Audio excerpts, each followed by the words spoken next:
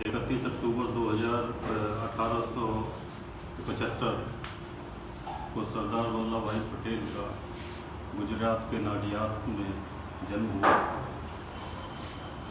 इन्होंने अपनी शिक्षा दीक्षा लंदन से बैरिस्टर की पूरी की और अहमदाबाद में आकर के वकालत प्रारंभ की थी। ये अपने 4 भाई बहनों में सबसे छोटे पुत्र थे तथा इनका संघर्ष स्वतंत्रता की ओर खेड़ा संघर्ष एक हुआ था, जिसमें सूखा पड़ गया था खेड़ा प्रांत में। खेड़ा प्रांत में सूखा पड़ जाने पर इन्होंने अंग्रेज़ों के सामने एक मांग रखी थी कि कर माफ़ कर दिया जाए, इस वर्ष का सूखा पड़ गया है, किसान कर देने की स्थिति में नहीं। अंग्रेज़ों ने इसको अन्यथा में लिया और इनकी मांग को नहीं माना। अंत में ये महात्मा गांधी से बहुत अच्छी तरह से प्रेरित थे। उनकी सत्य अहिंसा धर्म से इतना लगाव था।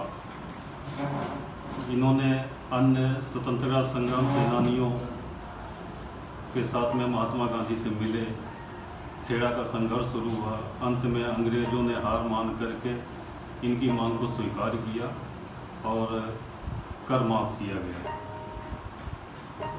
इनको सरदार की उपाधि बारदौली संघर्ष से हुई थी, जिनमें इनके अंदर एक नेतृत्व की क्षमता कूट कूट करके भरी हुई थी।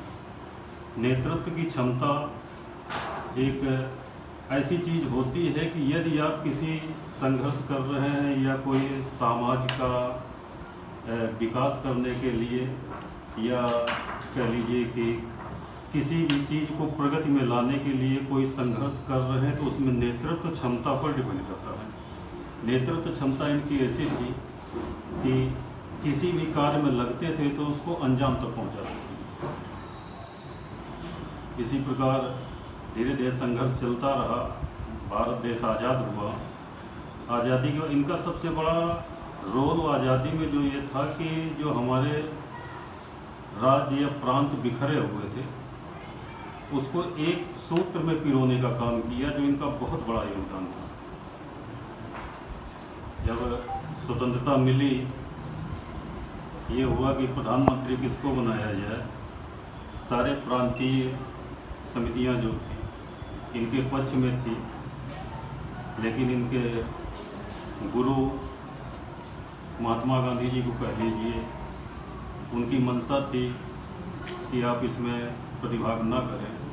इन्होंने अपने को पीछे लिया और अंत में भारत के प्रथम प्रधानमंत्री जवाहरलाल नेहरू बनाया और इन्होंने स्वतंत्र भारत का गृह मंत्री का पद संभाला।